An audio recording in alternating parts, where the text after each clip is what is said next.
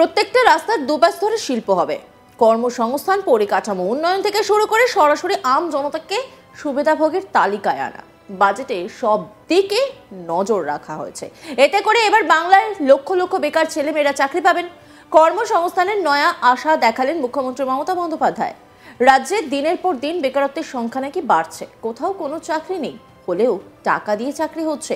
উপায় না পেয়ে রাস্তায় নামতে বাধ্য হচ্ছে চাকরি প্রার্থীরা। এবার বিরোধীদের এই অভিযোগকে জল ঢেলে দিলেন মুখ্যমন্ত্রী মমতা বন্দ্যোপাধ্যায়।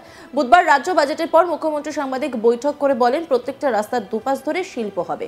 দীঘার তাজপুর থেকে বাঁকুড়া দুর্গাপুর হয়ে রঘুনাথপুর পর্যন্ত এই শিল্প হবে। এরপর ডানকুনি থেকে ঝাড়গ্রাম পর্যন্ত শিল্প হবে।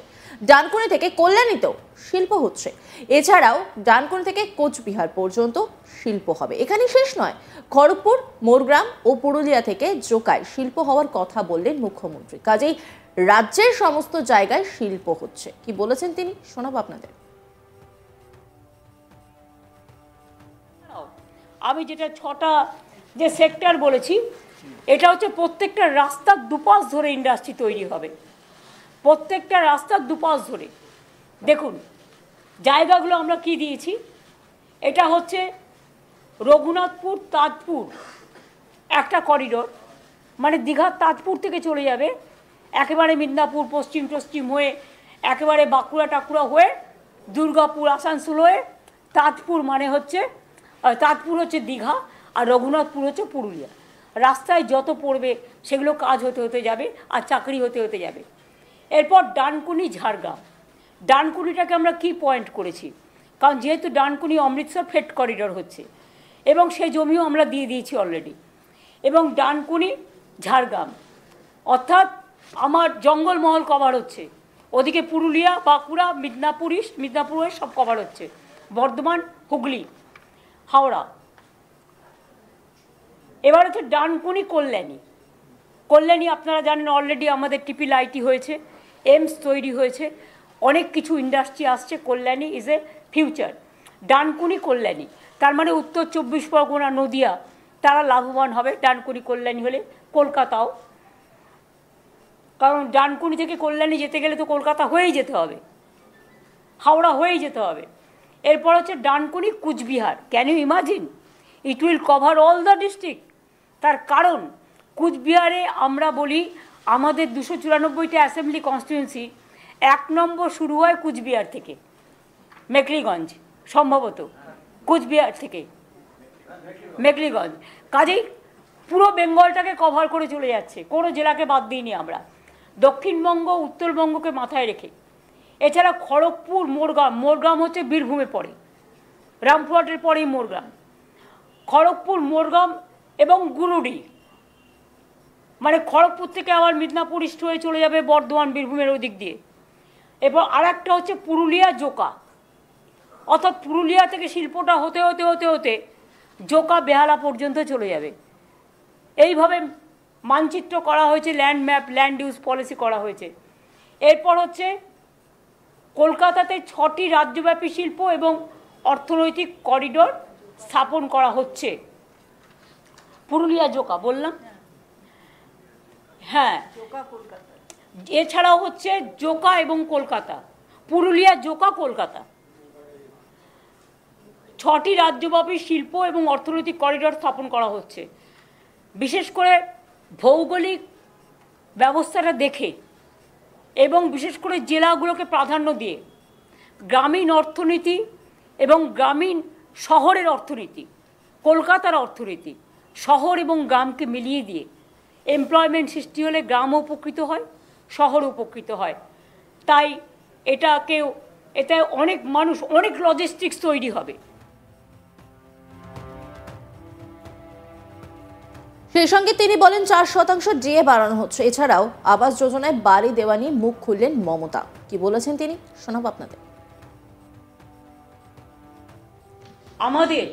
আমরা 125% পর্যন্ত ডিএ দিয়েছিলাম বামফ্রন্ট সরকার চলে যাওয়ার পর। তারপরে আমাদের আমরা মার্চ করে দিয়েছি এখন নতুন, এটা 6th pay commission 5th pay commission 6th pay commission অনুযায়ী বেসিক পেটা 6th পে কমিশনের রেকমেন্ডেশন অনুযায়ী, অর্থাৎ সেন্ট্রালে যেটা পায় এটা কিন্তু আরো বেশি পায়। তার কারণ হচ্ছে পে কমিশন প্লাস ডিএ, দুটো পায়। এইটাও আমরা নতুন করে 2024 সাল থেকে, এটা 2025-এর সবে ফেব্রুয়ারি মাস, আমরা এর মধ্যে 14% দিয়ে দিয়েছি এবং আজকে আরও 4% দিয়ে দেওয়া হলো। এটা উপকৃত হবেন আমার সরকারি কর্মচারী থেকে শুরু করে অসরকারি কর্মচারী থেকে শুরু করে, মানে যারা বিভিন্ন কাজে আছে, শিক্ষক অশিক্ষক থেকে শুরু করে সবাই আর কি এর মধ্যে পাবেন আর কি। পেনশন হোল্ডার্স, তাদের প্রত্যেকেরই এটা লাভ হবে। একটা জিনিস আপনারা লক্ষ্য করেছেন, কন্যাশ্রী স্কিমে আমাদের স্কলারশিপ 3টে ফেজে দেওয়া হয়। বিরাট অংশ টাকা আমাদের 28 লক্ষ পরিবারকে বাড়ির জন্য এই বাজেটে অনুদান করা হয়েছে।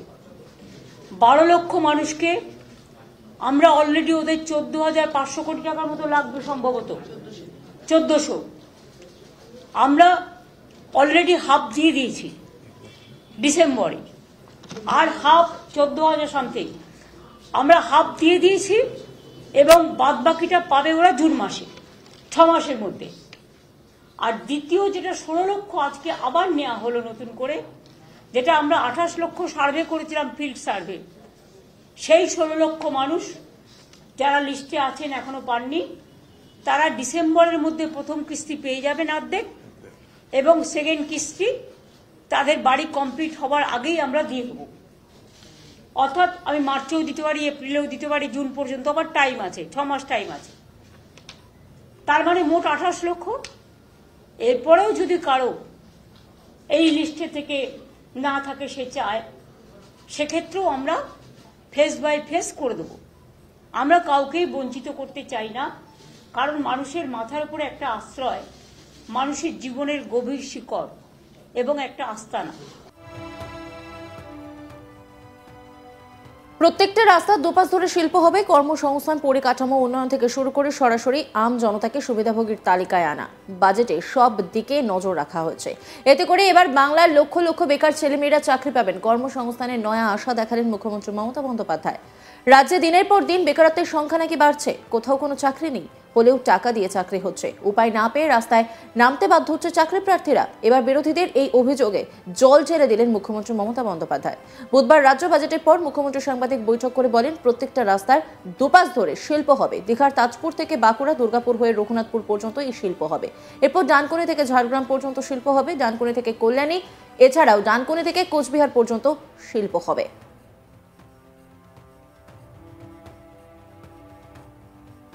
অন্যান্য খবরের আপডেটের জন্য অবশ্যই নজর রাখুন আজ তাক বাংলার ইউটিউব স্ট্রিমিংয়ে। লাইক, কমেন্ট, শেয়ার এবং সাবস্ক্রাইব করতে ভুলবেন না।